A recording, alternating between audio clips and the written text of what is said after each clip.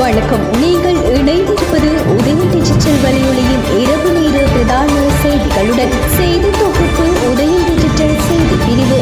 செய்திகள் வாசிப்பவர் லிஷா தரணேஸ்வரன்.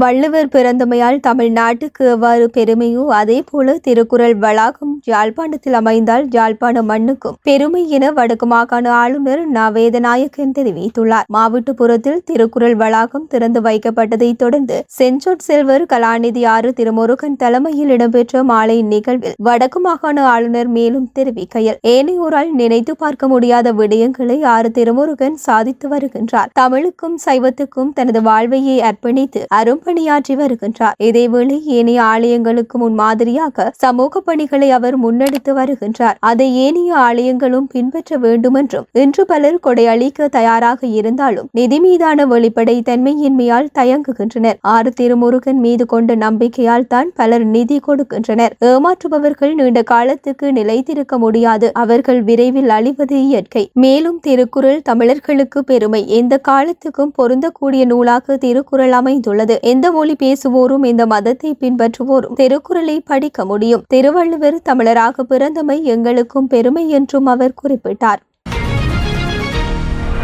நாடளாவிய ரீதியில் சிக்கின்குனியா நோயினால் பாதிக்கப்படுபவர்களின் எண்ணிக்கை மீண்டும் அதிகரித்து வருவதாக சீமாட்டி ரிட்ஜ்வே சிறுவர் மருத்துவமனையின் மருத்துவ நிபுணர் தீபால் பெரேரா தெரிவித்துள்ளார். மழையுடன் கூடிய காலநிலையினால் நுளம்புகள் பெருகியதன் விளைவாக இந்த அதிகரிப்பு ஏற்பட்டுள்ளதாக அவர் குறிப்பிட்டுள்ளார். இந்த நோயின் அறிகுறிகளாக ஆரம்ப நாட்களில் கடுமையாக காய்ச்சல், கடுமையான மூட்டு வலி மற்றும் தசைவலி, மூக்கு கருமையாதல் மற்றும் தோலில் ஆங்காங்கே கருப்பு புள்ளிகள் தோன்றுதல் என்பன ஏற்படக்கூடும் எனவும், நுளம்புகள் பெருகும் இடங்களை ஒழிப்பதற்கு நடவடிக்கை எடுப்பதனூடாக இந்த நிலையை கட்டுப்படுத்த முடியும் என அவர் சுட்டிக்காட்டினார்.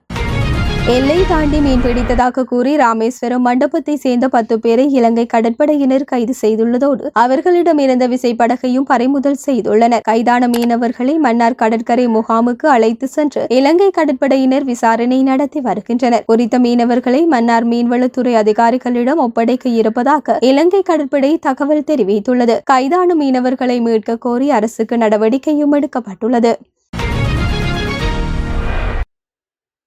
ஜனாதிபதி அனுரகுமார திசநாயக்கவின் அண்மைய யாழ்ப்பாண பயணத்தின் போது இலங்கை விமானப்படைக்கு சொந்தமான 3 விமானங்கள் பயன்படுத்தப்பட்டதாக சமூக ஊடகங்களில் வெளியான செய்திகளை மறுத்து பாதுகாப்பு அமைச்சு அறிக்கையொன்றை வெளியிட்டுள்ளது. ஜனவரி 31 ஜனாதிபதியின் பயண ஏற்பாடுகள் தொடர்பில் இணையத்தில் பரவிய செய்திகள் முற்றிலும் தவறானவை என அந்த அறிக்கையில் வலியுறுத்தப்பட்டுள்ளது. இந்த பயணத்திற்காக விமானப்படையின் விமானங்கள் எதுவும் பயன்படுத்தப்படவில்லை எனவும் ஜனாதிபதி அனுரகுமார திசநாயக்க தனது உத்தியோகபூர்வ பயணித்ததாகவும் அறிக்கை தெளிவுபடுத்தியுள்ளமை சுட்டிக்காட்டத்தக்கது. வடமத்திய மாகாணத்தில் ரத்து செய்யப்பட்ட 11ஆம் தர தவணை பரீட்சைகள் இன்று முதல் மீண்டும் ஆரம்பிக்கப்பட்டுள்ளதாக மாகாண கல்வி செயலாளர் சமன்குமார ஜெயலத் தெரிவித்துள்ளார். வினாத்தல் கசிவு சம்பவம் காரணமாக வடமத்திய மாகாணத்தில் உள்ள பாடசாலைகளில் 11ஆம் தர இறுதி பரீட்சை ரத்து செய்யப்பட்டுள்ளது. இதன்படி அரசாங்க பொதுத்தர பரீட்சை நடாத்தப்படும் போது மேற்கொள்ளப்படும் போலீஸ் பாதுகாப்பில் இந்த பரீட்சையை நடாத்துவதற்கு தேவையான ஏற்பாடுகள் செய்யப்பட்டுள்ளதாகவும் வடமத்திய மாகாண கல்வி செயலாளர் சமன்குமார ஜெயலத் தெரிவித்தார். இலங்கையின் 77வது சுதந்திர தின கொண்டாட்டங்கள் நாளை காலை சுதந்திர சதுக்கத்தில் நடைபெறவுள்ளன. அதன்படி நாளை பாதுகாப்புக்காக 1000க்கும் மேற்பட்ட போலீசார் ஈடுபடுத்தப்பட உள்ளனர். இன்று காலை நடைபெற்ற சிறப்பு ஊடகவியலாளர் சந்திப்பில் உரையாற்றிய போலீஸ் ஊடக பேச்சாளர் சிரேஷ்ட போலீஸ் அத்தியட்சகர் புத்திக மனதுங்க இதனை தெரிவித்தார். நிகழ்வுக்கு வருபவர்கள் பரிசோதிக்கப்பட்டு பின்னர் சுதந்திர தின விழாவிற்கு அனுப்பப்படுவார்கள் என்றும், சுதந்திர தின விழாவில் ஏராளமானோர் பங்கேற்பார்கள் என்றும் எதிர்பார்க்கப்படுவதாகவும் அவர் கூறியுள்ளார். மேலும் நாளை விசேட போக்குவரத்து திட்டம் அமுல்படுத்தப்பட உள்ளதாகவும், அனைவரும் காலை 7 மணிக்கு முன்னதாக சம்பந்தப்பட்ட இடத்திற்கு வந்து தங்கள் இருக்கைகளில் அமருமாறும் கேட்டுக் கொள்ளப்படுகிறார்கள். இதேவேளை சுதந்திர தின கொண்டாட்டங்களை காணவரும் பொதுமக்கள் பௌத்தலோக மாவத்தை வழியாக வந்து பின்னர் ரூபவாகினி வளாகத்திற்கு அருகில் சோதனையில் ஈடுபடுத்தப்பட்டு தங்கள் இருக்கைகளுக்கு அனுப்பப்பட உள்ளனர். பொது நிர்வாகம், மாகாண சபைகள் மற்றும் உள்ளூராட்சி அமைச்சகம் இந்த ஆண்டு சுதந்திர தின கொண்டாட்டங்களை குறைந்த செலவில் பொதுமக்களுக்கு குறைந்தபட்ச இடையூறுகளுடன் அதிக பொதுமக்களின் பங்கேற்புடன் நடாத்த திட்டமிடப்பட்டுள்ளது. இந்த ஆண்டு சுதந்திர தின கொண்டாட்டங்களுக்காக நிறுத்தப்பட்டுள்ள முப்படைகளின் எண்ணிக்கை 40% குறைக்கப்பட்டுள்ளது. மேலும் அணிவகுப்புக்கு முப்படை கவச வாகனங்களை பயன்படுத்த வேண்டாம் என்று தீர்மானிக்கப்பட்டுள்ளது.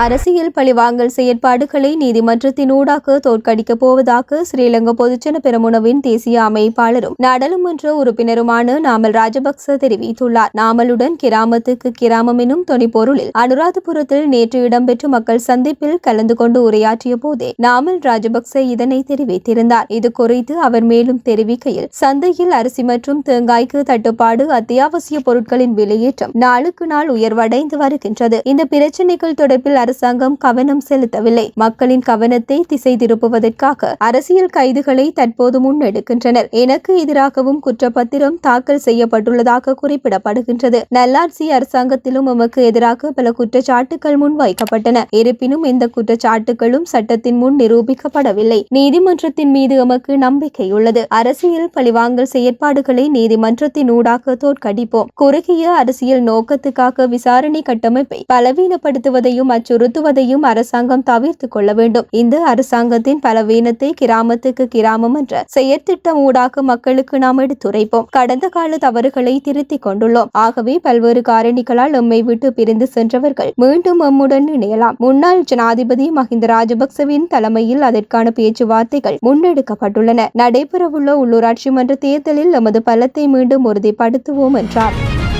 இத்துடன் உதய டிஜிட்டல் வலையொலியின் இரவு நேர பிரதான செய்திகள் நிறைவடைகின்றன. தொடர்ந்தும் நாளை காலை நேர செய்தி சுருக்கத்துடன் இணைந்திருங்கள். வணக்கம்.